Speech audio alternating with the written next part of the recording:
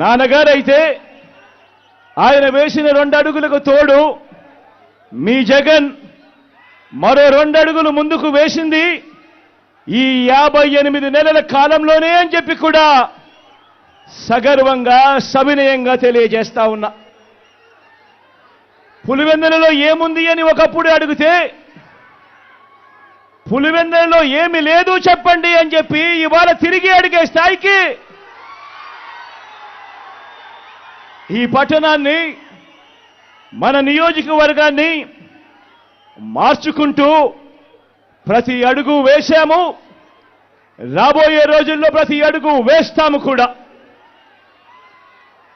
ఒక్కటి గమనించండి, మన పులివెందుల, నా పులివెందుల, మనందరి పులివెందుల మనకే కాదు మన రాష్ట్రానికి కూడా ఎంతో ఇచ్చింది.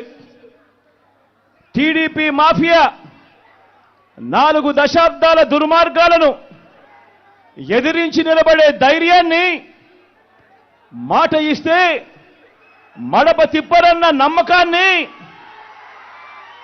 మోసం చెయ్యరన్న విశ్వాసాన్ని మన తెలుగు నేల మీద అణువణువున నింపింది ఎవరంటే మీ పులివెందుల బిడ్డలే అని చెప్పి కూడా ఈ సందర్భంగా సగర్వంగా సవినయంగా తెలియజేస్తా ఉన్నా.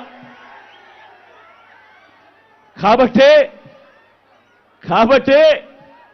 మన ప్రత్యర్థులకు, ఆ చంద్రబాబుకు, ఆ ఈనాడుకు, ఆ ఆంధ్రజ్యోతికి, ఆ టీవీ5కి, ఆ ఎల్లో మీడియాకు దశాబ్దాలుగా కోపంతో వచ్చే ఊతపదం ఏమిటి? Pulivendula culture, Kadapa culture, Rayalaseema culture అంటూ మన మీద వేలెత్తి చూపించే కార్యక్రమం. ఎస్ మన కల్చర్, మంచి చేయటం మన కల్చర్, మంచి మనసు మన కల్చర్, మాట తప్పకపోవడం మన కల్చర్, బెదిరింపులకు లొంగకపోవడం మన కల్చర్. పులివెందులను తెలుగు సీమ అభిమానించింది, నమ్మింది, కలిసి నడిచింది.